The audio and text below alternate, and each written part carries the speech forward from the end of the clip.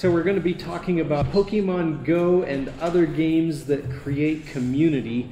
Let's go down the line and just have everybody introduce yourselves and what brings you to this panel. Why is it an interesting thing to you? We'll start down on the end there.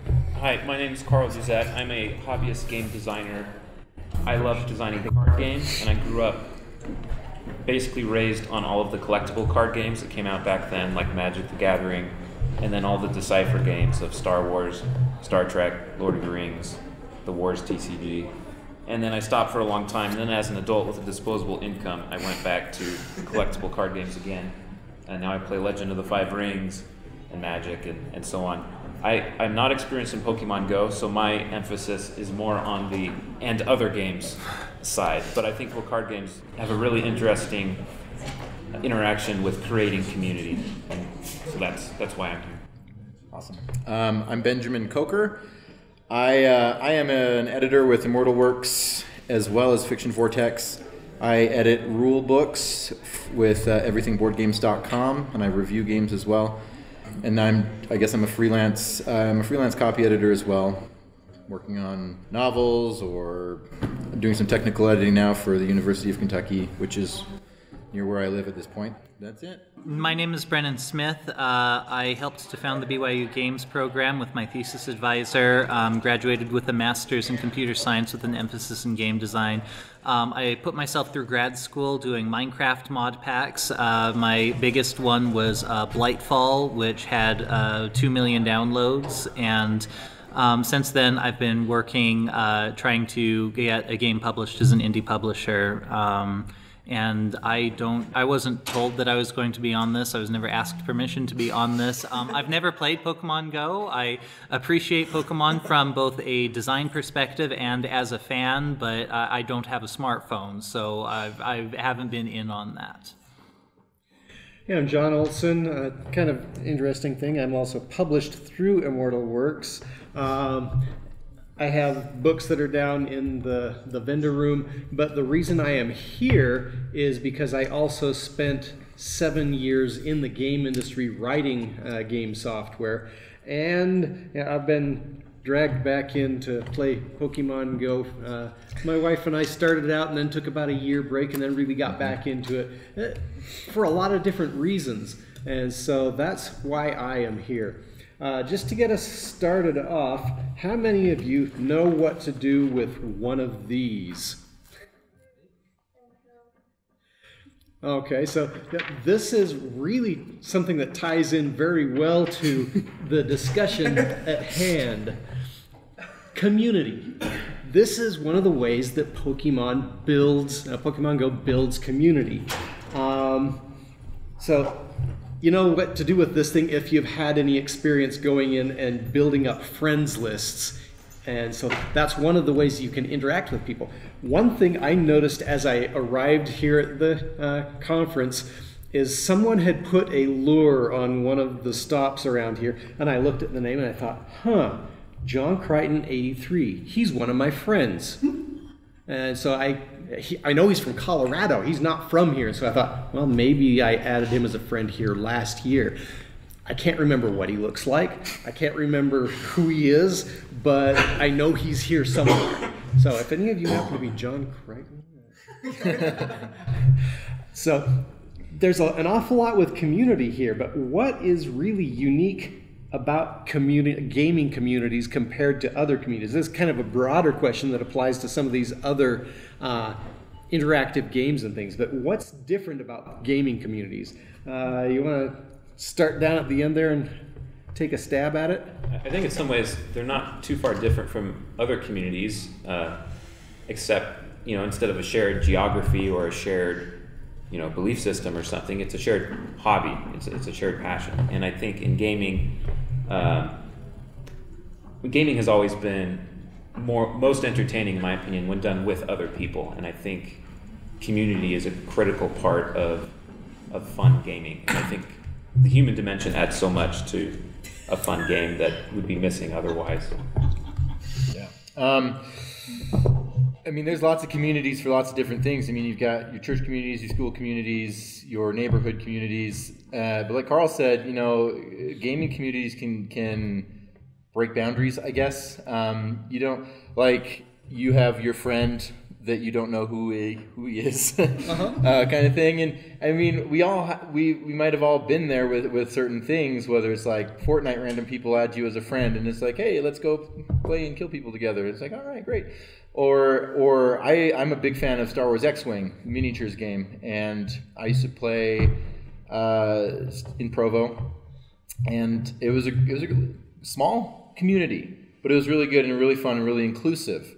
And I didn't go all the time, so I didn't know those people like they knew each other, but they were still like, oh, hey, come on in and let's play some X-Wings and shoot some TIE fighters and stuff.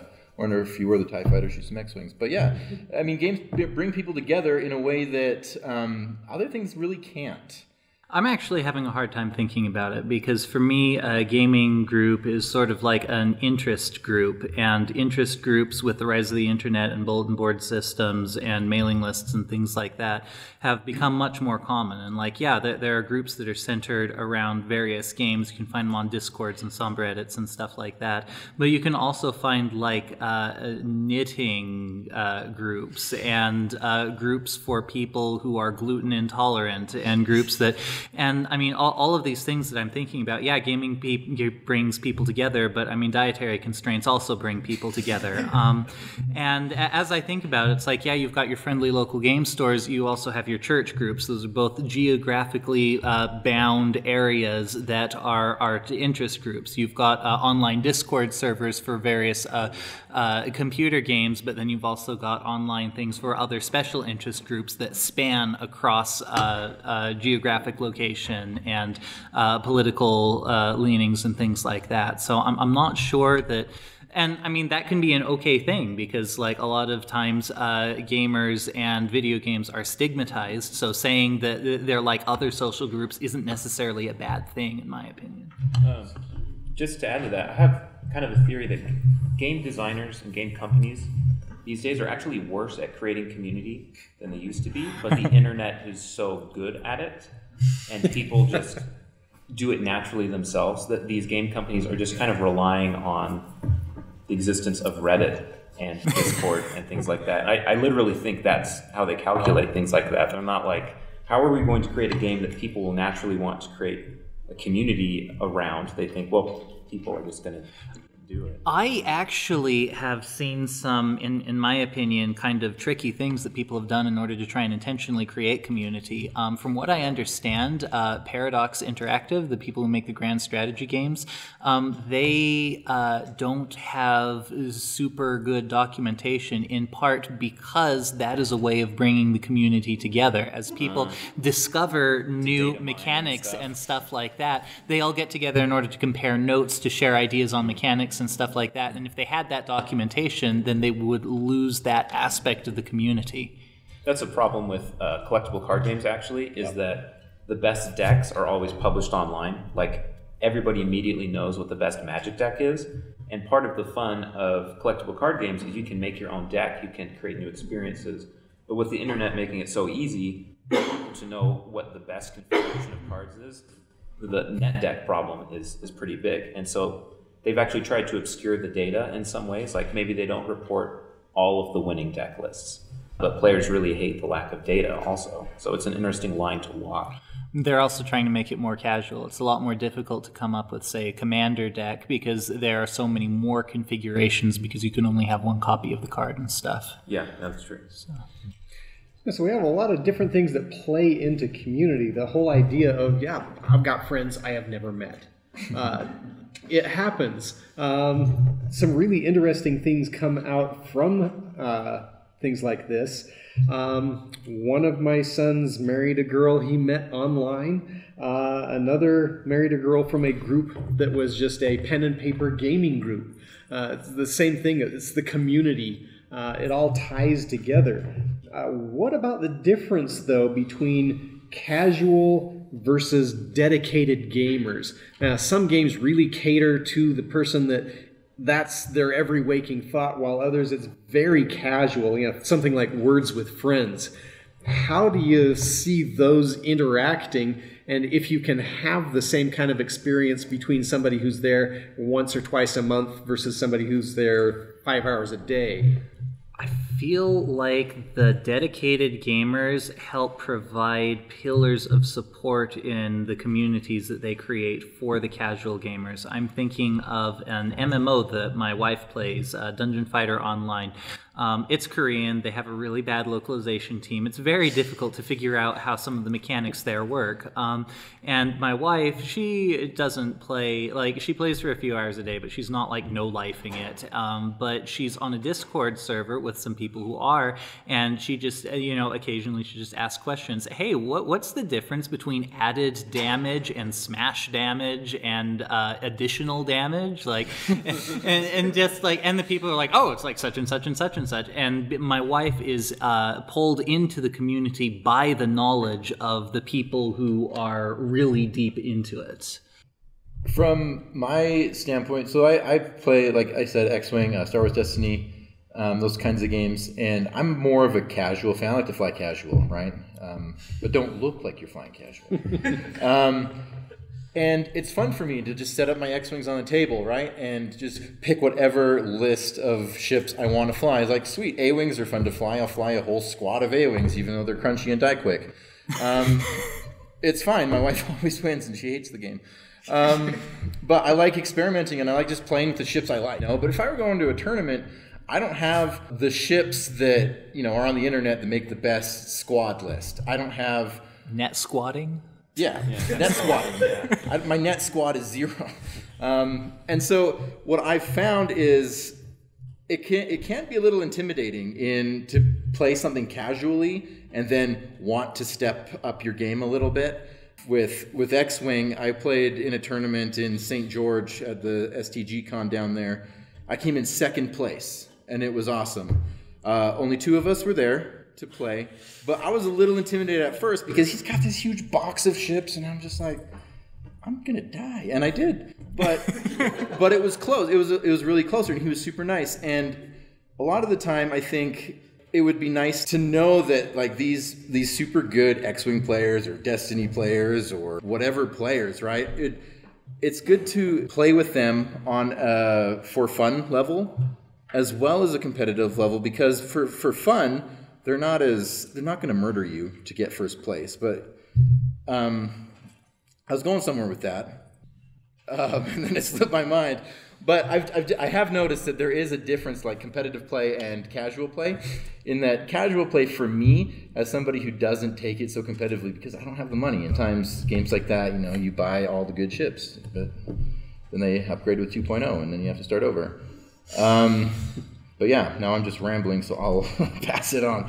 I think the casual versus competitive thing has always been a design issue, and some ways I've seen it solved are like raid things, where any help is help, and so they don't care that you're not great. Like, any additional damage for their raid is great, unless there's a limited number and a very high difficulty, and they need everybody to be super tuned.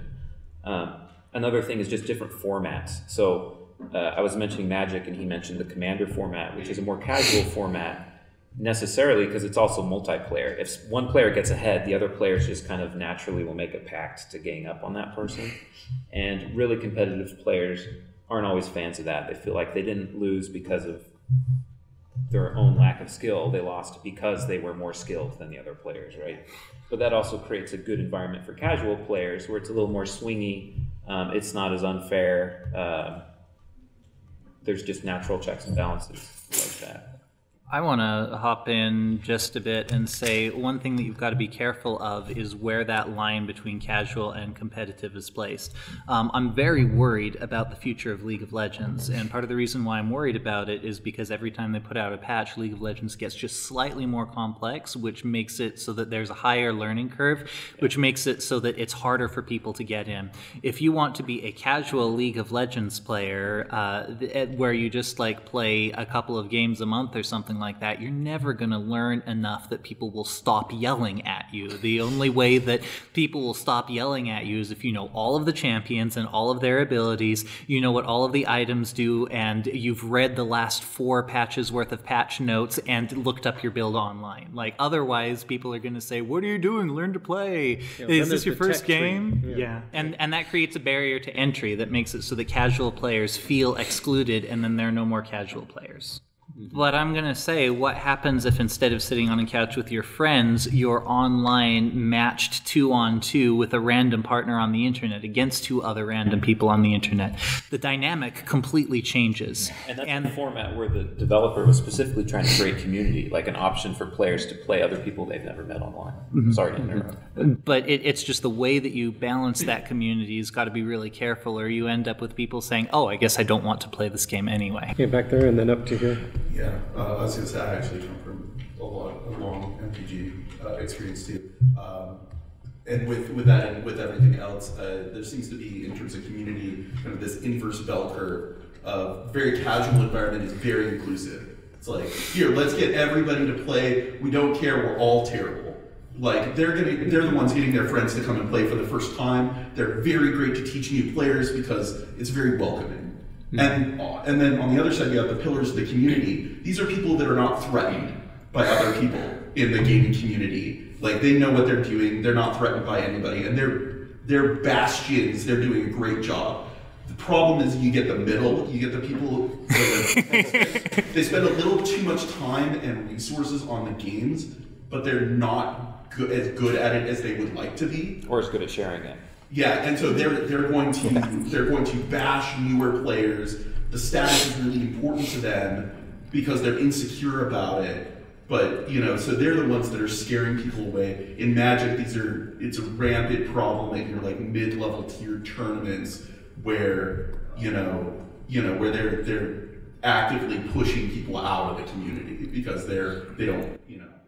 I'm thinking of Gold, ELO, and League of Legends. Those people who think they deserve platinum. It's literally everything. That's an interesting point. Yeah. Yeah, I think with Pokemon Go, that's one of the things that they have done really well, is it's easy to interact with people that aren't really into it all that much or have not been playing a long time with people that have been playing it for years. They can both jump in there and do a raid together, and it works and everything's fine. So they've done a really good job with tuning that. Our daughters play Elder Scrolls Online, and they got on and just got in a silly guild. They fish. And one of the things that the guild members seem to like to do is just wander around, especially in like the newbie areas, and help people. So things like that. They said, when they used to play World of Warcraft, people were just nasty a lot. And I guess it depended on which server you were on, but they tried a couple different servers and just didn't really enjoy it as much. But in Elder Scrolls Online, every place they've been, and I just watch over the shoulders, they have found people who help, people who have fun. I mean, there was a guy like standing in dancing, and my daughter just went over and started dancing, and they did that for like half an hour. It was just crazy. People were coming in and playing music, and they just create a community with people they've never met before online, and we're just having fun. I want to hop in on that when you're talking about toxicity in World of Warcraft and how they've avoided that problem in Elder Scrolls Online. League of Legends had a really big problem with toxicity, but they ended up hiring an entire player behavior team that had PhDs in anthropology and human behavior and psychology and stuff like that. And they did a lot of interesting stuff in order to try and solve the toxicity problem. One of the things that they did that had the most effect is that when there would be a person who would rage and get a whole bunch of reports like this player is toxic and stuff like that, they would ban that person for a day, and then after a day they would send that person their chat logs and say, read this, and after reading this, click the button at the bottom that says, I've read this. And people were amazed, because when you're in the middle of a game and somebody's buying the wrong items, going down the wrong tech tree, whatever, you get really frustrated. It's like, why are you doing this? Are you trying to ruin my game? Are you a troll? And they start, using all of this expletive language and insulting their mother and orientation and just all of this stuff. And then, but when you're out of the context of the game and you're no longer angry at it, and you go back and you read it, then it's really eye-opening to see what you acted like when you were Mr. Hyde, And so, and they just do all of these different things. They've done all of these social experiments. They've done everything that they can to try and remove the toxicity from the game by reforming the players. And they've got a lot of GDC talks about all the different stuff that they tried to do to fix it, and it's just fascinating. But it's still bad.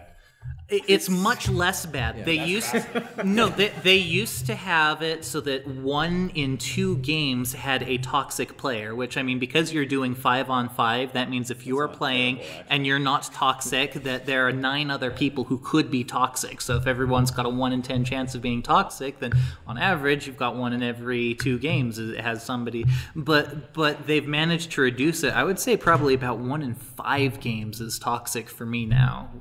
This is a fascinating. Is it okay if I say something? Yeah. It is a fascinating problem because we're at the point where human nature is so important in game design because so much of it is pitting humans against humans that how do you game design around people being able to say whatever they want to each other? You know what I mean? And these are people who have had long, hard days at work, and this is their time to relax. It's a 40-minute time investment to play a League of Legends game, and some scrub is buying the wrong boots, ruining their 40 minutes of time, right? So, I don't know, it's just a really interesting problem that I think is unique to this era of game play. Yeah, that would be one option, is if you can play a game with just people you know first to learn some of those skills before jumping out into the wild west of the regular greater community that does have a lot of those trolls in it. And I would say that it's actually a really tough situation. Normally I would just say, you know, give up. The game's not worth it if people are going to act like that. It's the game designer's fault for not designing a better game that fosters a better community. But if it's something that you really care about, like I know some people who, like, they learned the names and abilities of all 150 Pokemon because their children were super invested in Pokemon. They're like, I want to really understand my child's world, so I'm gonna really throw myself into this. And it's harder now because with the rise of communities, if you're an outsider, if you're like the 50-year-old mom who's trying to figure out what their children are getting into, you don't fit with like the 15-year-old esport wannabes, and they're like, why are you here? You shouldn't be in my world. We're trying to keep you out of my world, and it's a hard question. When I mentioned her mom on ESO, they were all like, oh wow. So you gotta... Depends on if that mom's buying the wrong boots. I'm not I was just gonna ask, so do you feel like a lot of designers are incentivizing their own like game modes? Because it feels like in a lot of things like League of Legends or Hearthstone, like all the casual modes have like less incentives, less rewards, and like really all the incentives and rewards are always kind of focused on the competitive modes usually. Yeah, I think, go ahead. The design issue really is critical because that's where a lot of this comes from. It determines what doors open up for either good or bad society showing its face there. And so if you have a way to kind of even that playing field, you're going to end up getting a lot better behavior. If you purposely polarize that, then you have to deal with those consequences, and a lot of that is determined by the game design itself. I'm going to say that game design, especially with free-to-play game design, can be a big problem with that because with a traditional game where you purchase it and then you're done, it doesn't really matter how casual the people are. You've gotten their money, you're fine with it, so you try to make it appeal to everyone, to casual players. If you've got a free-to-play game, you only get money from them as long as they're actively invested in the game, so you end up catering to the no-lifers, the people who spend forever on the game, so that you can continue to get money from the people who are really in it, and that can turn casual players off. So yeah, the design is important, but even the monetization scheme is important when developing the community. Just to add to that real quick, esports is like the big corporate buzzword in AAA game design. That's my observation anyway. Everybody wants their games to be a potential esport so that they can get lots of people invested in it, and that also naturally leads to more competitive modes, and then really trying to push playing against random strangers online, either on your team or as an opponent, and that naturally leads to potentially toxic people. Yeah, you're purposely generating conflict, but you want it to be resolved in a friendly way where people are saying, good game, instead of you suck. Well, Pokemon Go has a competitive... I haven't played it, right, by admission, but they have some competitive aspects, but that's not what I hear people talk about when they talk about playing Pokemon Go, and it doesn't seem to be a toxic community there's at all. no sense of permanent loss or consequence to go with it, and so it really doesn't pull out the trolls that way. that do Okay, filter. so League of Legends, another one of their social experiments, right? It used to be that cross-team chat was enabled by default, that like you would see what your opponent said unless you turned it off. They changed it so that now by default cross-team chat is off and you have to opt into it. The same number of people have cross-team chat on. Like, the numbers were very small. It's not like people changed their mind when the default changed. However, cross-team chat Discord toxicity reduced by like 40-50%. And the reason for that is that now it was the unspoken assumption that if you insult your enemies, they won't be able to hear you. Instead of the unspoken assumption being, if you insult your enemies, they'll be able to hear it. Just changing the paradigm, even though the same number of people have cross-team chat on, it reduced toxicity just because of the paradigm. I don't know how I feel about that as a game designer. Because when I grew up, I played StarCraft 1 on Battle.net, and you could say whatever you wanted to anybody. You could unally from your ally and turn on them, right? Which I thought was hilarious as a little kid. But now, like games like Hearthstone and stuff like that, you can't talk directly to them. You can only send emotes. And then some of the emotes could be used sarcastically, like, sorry. You know, if they make a stupid play, you just spam sorry to them 5 times in a row. They took sorry away for that exact reason. Exactly. And, you know, the libertarian in me is like, why do they keep telling me what I can't do to have a fun time? Because some players, for them, it is fun to be not necessarily toxic, but like a griefer, right? To The like, clubs. yeah, to like revel in the other person's. And, yeah, I don't know how I feel about that. Well, I feel like no matter what they do, players are always going to find a way around it, whether it's in-game, you know, squatting, not squatting, whatever you call it, teabagging. And in Super Smash Bros., I used to play online with my wife a lot on the Wii U, and you can't talk to the other players. You can, I mean, obviously it's me and her on the couch playing against other people, because that's what we do when the kids are in bed. But we'll have our names in, like my screen name was Cawthon and hers was Tuon because, you know, Wheel of Time. And at the end of the game, we could play them again, but sometimes we noticed they would change their names really quickly to be something like, you suck, or... Or like they did that once, and I just put a smiley face in and then left. So, but you know, things like that. Like you can't talk to them, but you can change your name to something like "you suck." So there's always going to be a problem somehow, like taunting in the game or something. But yeah. You had something else? Oh yeah. Well, it was funny because I was going to bring up Hearthstone specifically. MTG Arena also did. They followed the same formula of basically like turning off chat compared to Magic the Gathering Online, where you could have chat. But I think the downside of that too is that there's way less community in those games because you can't talk to your opponent. You can friend people after you play them with both those games. And first off, you have to be careful because if somebody friend requests you, you have to think like, was that a good game or are they pissed off? Literally a friend requesting me so that then they can chat me. Yeah. They do it all the time. Or is this a good game? Are they friend requesting me because they want to actually say, hey, that was really cool. That was a really weird combination of circumstances, but that doesn't happen as much because of that. So I think there's this give and take of like, if you're combating the toxicity, you're kind of by default combating. But I mean, on the other hand, you've got people who are turned off from the game because they're told to kill themselves. And I mean, at what point is that balance? Well, that's why I wonder if games are actually good at creating community or if they're more focused on minding communities and like farming communities. Hearthstone uses, like they had a ton of community already available to them when they made that game. Magic Arena already has the whole Magic community, so they don't have to create a community, they just have to dictate the rules of interaction, and they don't have to worry about creating something new that will bring new players in so much.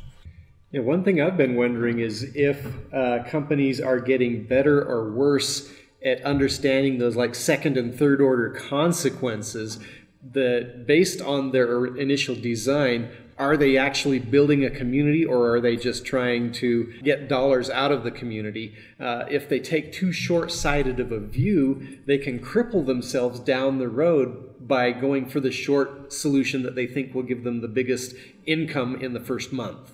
Have you seen this kind of a thing? Are companies getting better or worse at this? Well, I think it's more transparent. I think a lot of people, just because gaming is so much more popular and there's a lot more money being put into it, I think gamers are becoming a little more jaded and observant of that. But it also makes games like Pokemon Go really shine, where the interaction is part of what makes the game special. Like the fact that you go outside and you see someone else out there. I feel like that does a lot more to create a community, because you're interacting with people in a way you can't any other game. I really like the game Legend of the Five Rings that they're doing as an LCG now, because they don't just assume a community, they give you reasons to participate in your community. So if you go to a tournament and you play as a crab player, if you win that tournament, you get to vote for what role all of the crab players for the next 6 months will get to use. And that changes what cards you can use in your deck. So there's a big incentive as a community to decide, all right, crab players, what role is best for our clan? What decisions should we be making? And Legend of the Five Rings has always been really good at incentivizing community as opposed to farming community. Yeah, I think the Pokemon Company's been really good at community from the start. When I started playing Pokemon Blue back when I was, I don't remember how old, like 11, I think, on my Game Boy, and you could connect a cable to your friend's Game Boy and trade Pokemon, and my brother and sister had Red, so I was the one they always came to. It was great. And then after that, like on the next one I played was on the 3DS, it was like X, I believe, but you walk places like in real life with your system on, and you're collecting coins, and you can use those coins for whatever purpose you want. And then Pokemon Go comes out and it's like, okay, just go outside and have fun. It's that, like, that's what I feel the Pokemon Company's been doing, is just trying to get us together for the longest time, and the technology's finally here that they can do it. And yeah, they make a lot of money doing it. Whereas other games, they build a game. People build games for money, right? Like, let's be real. And you can just tell that some games are just money, just made for like taking people's money. I can't think of an example off the top of my head, but I've seen them. But yeah.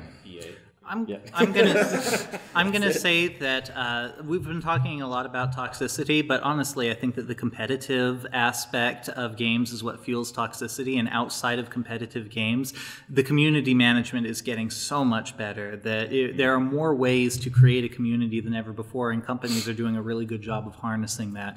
You've got Discord servers for even really small indie games. You've got subreddits. You've got forums that people put together. You've got wikis that people put together. There's just so much opportunity to create community, and sometimes, as you said, the people don't even need to be aware of it. I found out that there was a Blightfall subreddit that appeared without my knowledge, and so I just popped in and I'm like, hey guys, I'm the guy that made this, and it was pretty cool. I got to be like a celebrity in one teeny tiny corner of the internet, but there was a community there, and if I had been more on top of things, maybe I would have been able to bring that community over into some of my other indie developments. So do you feel like some of these things, like kind of on the side of gaming, are also creating community? Like, for example, like Twitch, like if you, like for example, I stream some really obscure games sometimes, and I'll get like these like speedrunners that are like the best players in the world will just pop in and say hi, and they're like, it's awesome that you're playing this game. So yeah, I would definitely agree. I would say that the way that the internet is going is just an extension of the BBS systems and the email lists. So like, you're taking it to its logical conclusion. So many different ways of building these communities. Yeah, so the community really doesn't have to be limited to in the game anymore. The World Wide Web has opened up a whole arena there. There are a few of us here that might remember it not existing. You had a comment over here? Yeah, I'm noticing an interesting shift in terminology. Everyone's talking about toxicity, but I haven't done any serious gaming for 7 or 8 years because I'm doing school, and one of them wins, and it was school. But it wasn't called toxicity, it was called elitism. And it wasn't an insult. It was a badge of honor that you were elite. And I think it's really interesting that it's being called out for what it is, and it really is. It could be elitism, and someone could be proud of the work, but it really is toxic. And one of the things that I've seen to combat this, and I want to see if you guys have seen similar things, is everyone knows that Reddit can be toxic itself. But there's diamonds in the rough as well. And this is an example, Reddit dads. We go there because we're dads and we can game, and if someone has to go clean up puke, well, we don't care that they just missed 3/4 of the game. Life happens. Wow. And I was wondering if you guys have seen other things where communities are opening up and making it, specifically tailoring it to be non-toxic and non-elitist for the casual players. Not from the company, but my wife's a member of a guild that doesn't mind when she has to go and change a diaper. So. Yeah, so very select subgroups of the community in some games can be like that just because they decide they don't like the way the rest of the game is going. Well, this I've seen that. Game. This is for the gaming at large. If you're a dad, if you found the group coming in, we don't care if you have to leave halfway through. It sucks. I guess World of Warcraft took a step in that direction. They've got role-playing servers, which are distinct from non-role-playing servers, and if you're on a role-playing server, people won't say, look, hurry up, if you say, what ho, good fellow, and you know, really. So by self-selecting how you want to play, you shield yourself from players who think that you're playing wrong, which is a similar concept, I guess. I don't think I've seen that. So. Yeah, and the more options there are like that, the better it is for us as customers, because we can play the game the way we are interested in playing it, instead of saying you must follow this track, you must be this kind of a player, or people will mock you. The design itself like that, when the company does that, seems to give them an advantage in the long run, even though it might cost them a little bit up front. Any closing remarks? We want to just start on the end again? I don't know. I just really appreciate games that create new communities as opposed to you feel like they're just kind of minding and manipulating the community that already exists in their game. Well, I think Pokemon Go for me has been a really good tool. I'm kind of not self-absorbed. What's the word? Might be self-absorbed.